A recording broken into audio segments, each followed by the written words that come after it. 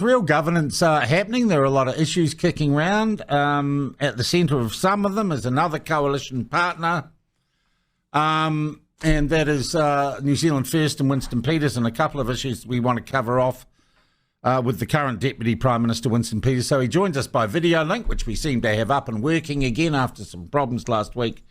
Mr. Peters, good morning to you. Thank you for joining us again. Good morning. Look, firstly, I just want to square this away, and I recognise, and some people don't, that the coalition is made up of an agreement between you and National, and then National have an agreement with ACT. You don't have an agreement with ACT, right? Correct. Right. So you don't really give a stuff about the Polkinghorne letter or whether or not David Seymour's been a silly boy. Look, as a barrister and solicitor, somebody understands the law and the boundaries and the margins. I do give a damn about it, but I'm not saying a thing. It's unhelpful. Yeah, very wise. Thank you very much. And also, look, just so we can square all that away, the Land Rover stunt on the front steps of Parliament, which is actually to raise attention for a very good cause. It was hardly a ram raid, was it? Look, the thing speaks for itself. There's no Latin phrase in the law. The res ipsa loquitur. The thing speaks for itself. The question was, until last night, we did not know that the information was that he had been told by the Speaker, no. Yeah. There it rests. You can work it out yourself. I'm not going to get involved in this. Yeah. But some things are so obvious that, they'll in time they'll work themselves out. And it'll also image whether or not the Labour Party opposition has got any talent in doing their job whatsoever. All right. Well, they seems the best thing they can do at the moment. I've been across the divide. I've been an opposition MP, and when you're out there and you've got somebody in your sights and there's blood all over the floor, potentially, you go for broke and you make sure that you get a thing called accountability. And the trouble with these guys over there, they've been so useless and so sheltered that they don't know what the game's about. It's not a game, it's a serious game. It's called power and it's called accountability. Yeah, mind you, it seems to be, from the reaction we've got to some comments I made yesterday, best thing Labor could do is shut up, because Luxon seems to be doing it all to himself. Now, you didn't think I was going to give you a response to that comment. Well, you laughed. That's what I'm saying. Okay. And look, let's get on to the two issues. Let's get on to the two issues I wanted to talk to you about. A couple of members' bills that you have introduced, I think that are going to be popular with some people. The woke banks legislation. Can you, for those who are not familiar with this issue, tell us, and it's a members' bill if I'm right, what this legislation sets out to do? Well, in recent times, the banks have set up what they call the Environmental, Social and Governance, or ESG framework. Now, here we go. You've got these globalists, unelected, who are deciding what is ethical to bank in and what's not ethical to bank in. Despite the decisions they make, of course, when they say, we are not going to support this enterprise, the workers of that enterprise are still banking with them and still getting mortgages from them. So you've got a very duplicitous standard. And what we're saying in New Zealand First is, we are not going to give you the protection of banking. And don't forget, law and order protects banking in this country and all the investigations we have. Yep. We're not going to give you these protections if you don't get out of your woke, unelected, unmandated, purer than thou decision-making and start treating the customer, the banking client, properly, and stop ripping them off, by the way, at the same time, because the profits they're making in New Zealand are far greater in a smaller market than they are in Australia and a larger market. And what would be the sanction for banks that breached the proposed legislation? They would be deregistered as banks? Well, that's the absolute test, yes. In the end, there's got to be real rules. And the answer is, if you don't like it, then go somewhere else. But we're not going to have you operating here in the sanctuary of our country with all our protections if you do not understand that the decisions of that sort are made by accountable, responsible politicians. Right. Why couldn't you sell that as a piece of legislation introduced by the coalition? Did National say they didn't like the idea, and did ACT say they didn't like the idea? For the life of me, again, you got me in a very difficult situation here. We have these private conversations. But in the end, how shall I say, we take the very, very New Testament view that nobody and no party is beyond redemption. They may wake up one of these days very, very soon. Okay, but It's can like- I presume Yes. from that, because I think a lot of New Zealanders would agree with this legislation, did you approach National and ACT and say, let's just do this, we've got the numbers in Parliament, we could fix this problem collectively together by introducing this legislation, but you haven't gone down that road. Presumably they both said no to you. Well, the worst thing is, why would you have to go down that road? Some things are patently obvious and absurdly obvious. I can recall an era before my time when these men and women in Parliament, many men and women in Parliament, were practical. They'd been through the Great Depression, they'd been through a war, and they thought with great clarity. They didn't muck around. They were can-do people. When half our population, there they were building the greatest Okay, country in but the I world. come back. Can you We answer the got- question? hang on. This is not supported by National or ACT. We got this new bunch of over-academic, over-trained, and never any practical experience people. And your answer to your question is, we shouldn't have had to go this path. We should have been supported by all the government. Yes. But you weren't. Okay. All right. Well, let's see where it John, goes. Yeah. Well, yeah. you asked that question, knowing the answer, didn't you?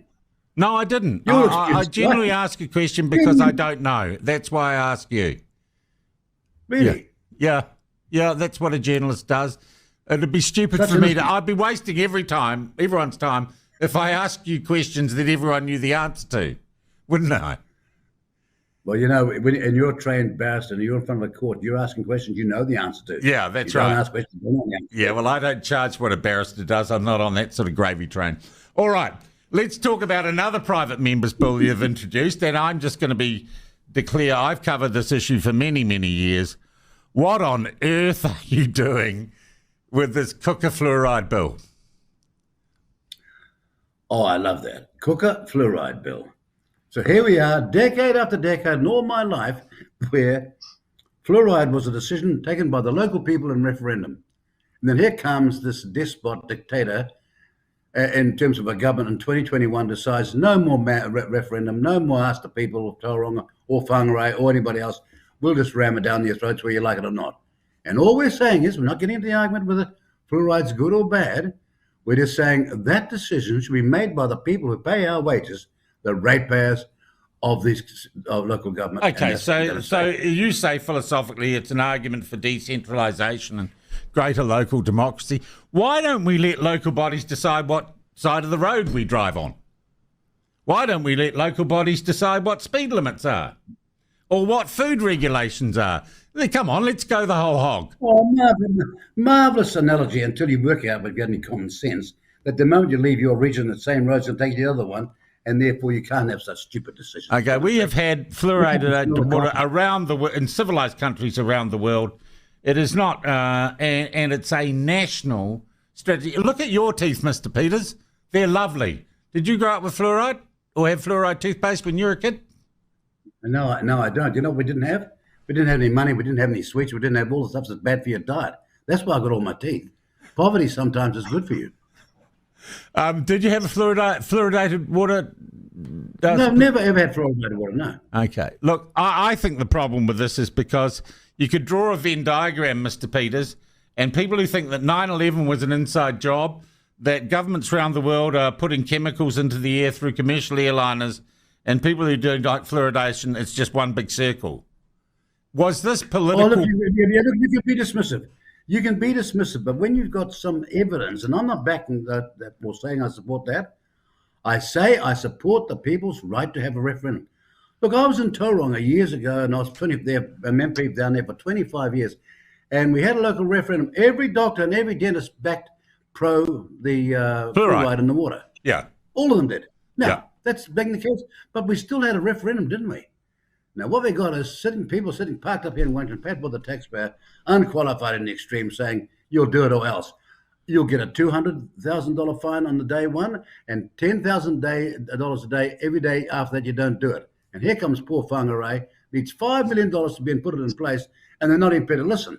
Now, all I'm saying is, why can't you trust the people? It's what we call democracy. All right. Okay. Look, I want to get some comment too. Can I say one other thing? Yeah. Can I say one other thing? Yeah. There is a hint, though, a suggestion that why fluoride's great for your teeth, it may not great for your brain. And boy, I'm seeing some compelling evidence around my society. No, you've around seen a lot of money. cooker conspiracy theorists from quacks. Because I've looked into this issue for a long There time. you go again. Okay, and that's what you've seen. I'm And just telling when it you. comes to state, We the great medical hope to have scientists, the Dental Sean Plunket Association has on. made a decision. It's a very efficacious public health measure that's saved a huge amount of cost, misery and suffering for families throughout New Zealand over the years, Mr. Peters. And I think it's just crazy that you look at it, but that's democracy. Okay, fair enough. Okay. I'm not disputing what you're trying to say or entering this so-called argument. All I'm saying is, if that's true, then the people will be convinced and they'll decide to take it in their water. Yeah. All right. Look, just a couple of other issues I want to touch on briefly. Judith Collins came out yesterday and gave a pretty strong message to public servants and bureaucrats that they need to straighten up and fly right. They need to do what the government asks. They need to stick to their knitting, stay in their lanes, and perhaps be less concerned about the ideological or philosophical drivers that are important to them, like decolonisation and DEI and stuff. Do you support the quite clear message that Judith Collins was delivering to our bureaucrats in our public service? Well, look, I haven't seen the speech, I haven't read it, but from what I've been hearing about it and from you and also from another very dubious source, Morning Report, I kind of think she might hit all the right buttons. Yeah, okay, because there is always a stage in a government that you would know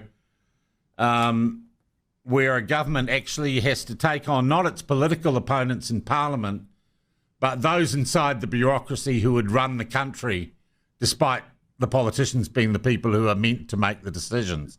And it's always interesting to watch a government when that piece of rubber hits that piece of road, isn't it?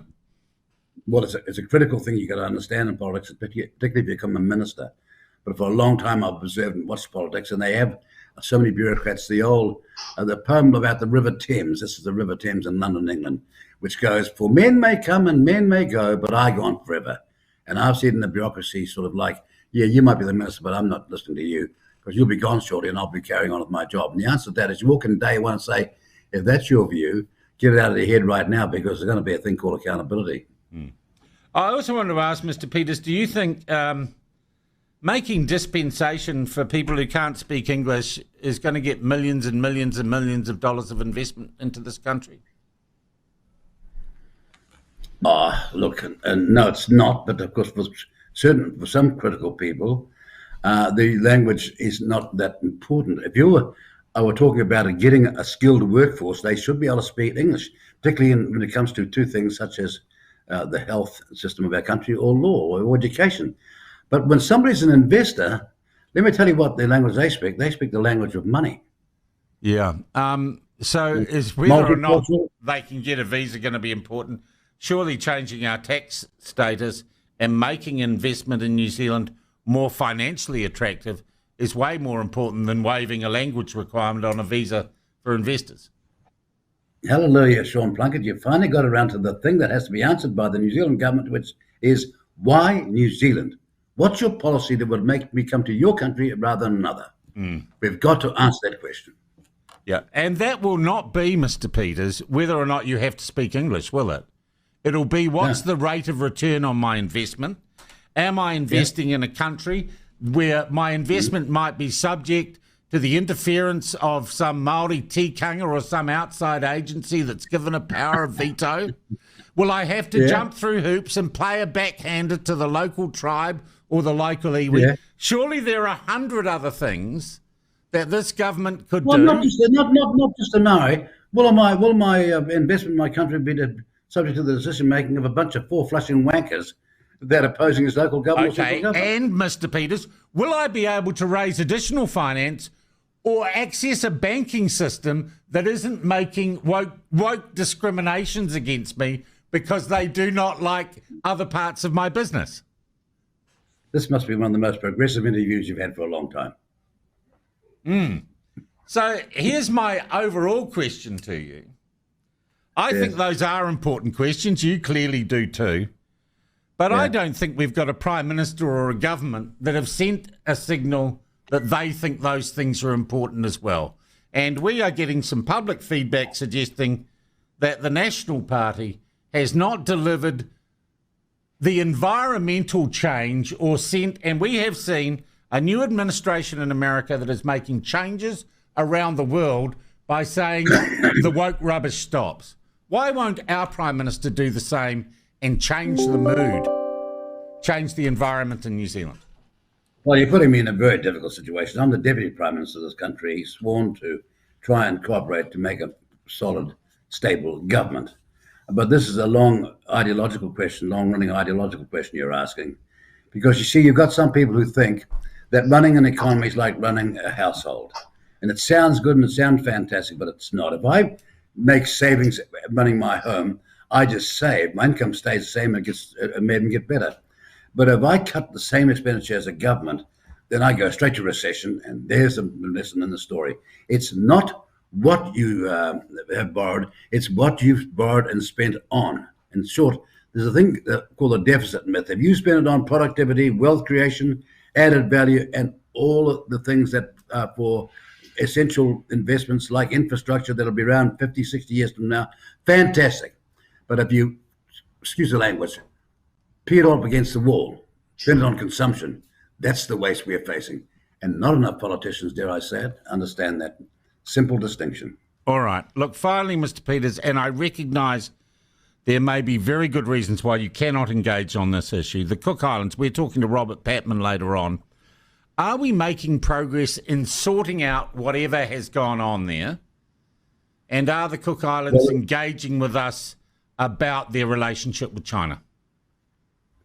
Look, it's very difficult for me because here we are. We've got a circumstance where in 2001, after all those decades of being in association, the Cook Islands with us under a special arrangement, Helen Clark, the then Prime Minister, signed with the then Prime Minister of the Cook Islands, Dr. Moate, a more or less an ongoing contract between ourselves. How would we behave, what the formula would be. We've stuck to it religiously. We're caught by constitutional requirements to always consult the Cook Island people, not just their leaders, but the Cook Island people themselves in the Cook Islands or around the world, probably mostly in Australia and New Zealand, or New Zealand and Australia. But here's the point. What's happened is that we have not been consulted. I'm not going to gild the lily. I've made it very, very clear. We've got a long chronological record of what went wrong here. And we're not going to just kowtow or say nothing when the Cook Island people have a right to look at us personally and say, but you are also in a special relationship with us. And what have you done about the contract we have? So that's where we sit at the moment. And, Helen Clark came out just yesterday and said what we're doing on this matter is right. We've got the agreement. We're observing it. Geez, how often do you two agree? Mr. Peters, I thank you for your time this morning. Good luck. Good luck with the Cook Island stuff, too. Good talking to you. Thank you very much indeed. Thank you. Thank you very much. Cheers. Cheers.